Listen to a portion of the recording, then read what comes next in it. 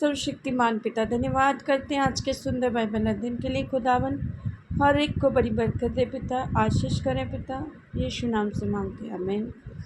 हम पढ़ेंगे 2 शमूएल 24 अध्याय, दाऊद द्वारा जनगणना कराना और उसका दंड भोगना।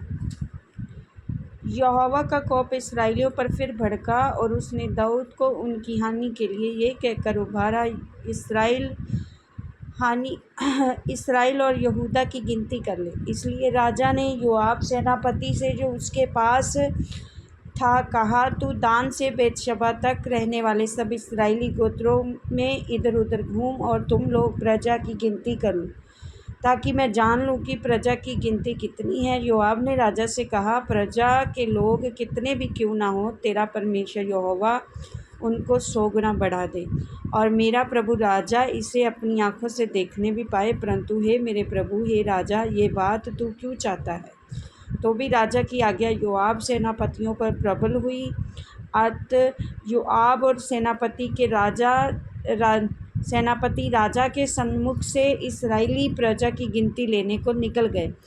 उन्होंने यरदन पार जाकर ओरिएर नगर की दाहिनी ओर डेरे खड़े किए और गाद की घाटी के मध्य में जाजेर की ओर है। तब वे गिलाद में और तहती महोदोशी नामक देश में गए, फिर दान्यान को गए, चक्कर लगाकर सीदोन में पहुँचे। तब वे सोर नामक दृढ़ गढ़ और हिब्बियों और कनानियों के सब नगरों में गए और उन्होंने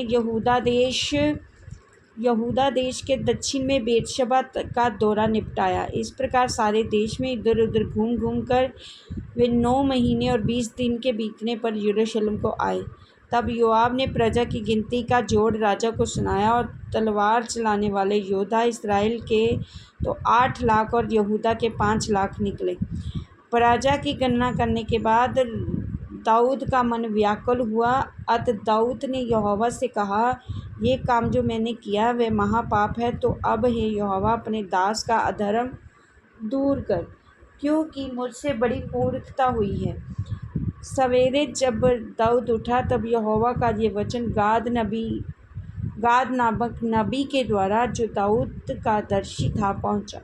जाकर दाऊद से कह, यहोवा यूँ कहता है, मैं तुमको 3 विपत्तियाँ दिखाता हूँ, उनमें से एक को चुन ले कि मैं उसे तुझ पर डालूँ।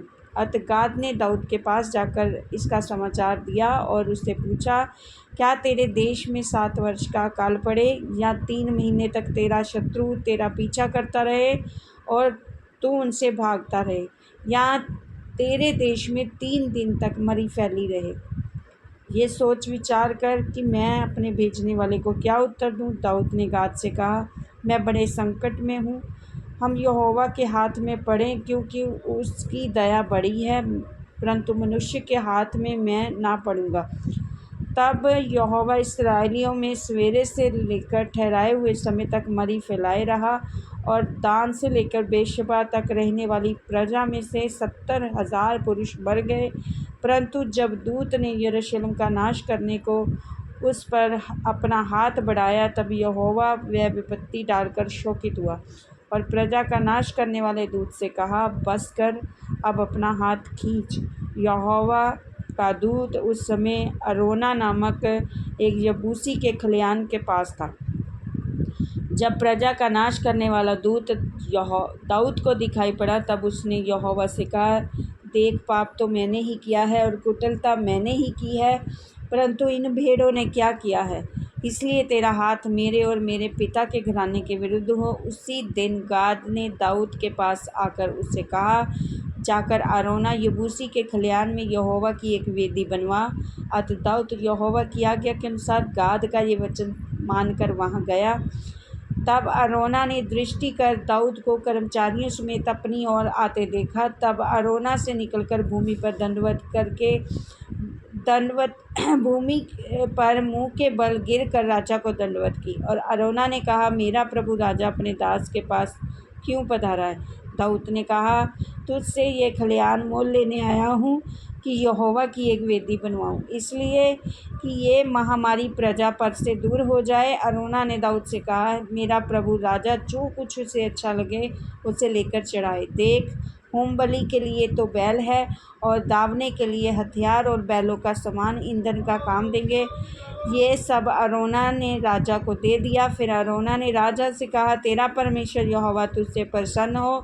राजा ने अरोना से कहा, ऐसा नहीं, मैं ये वस्तुएं तुझसे अवश्य दाम देकर लूँगा। मैं अपने परमेश्वर यहोवा को सेंत मेंत के होम बलि नहीं चढ़ाने का। अतः दाऊद ने खलिहान और बैलों को चांदी के 50 शेकल में मोल लिया। तब दाऊद ने वहाँ यहोवा की एक वेदी बनवाकर होम बलि और मेल बलि चढ़ाए, और यहोवा ने देश के निमित्त विनती सुन ली, और तब वह महामारी इस्राएल पर से दूर हो गई। इस वचन के द्वारा प्रभु ब्लेस करेंगे। आमीन। सबको जय मसीह।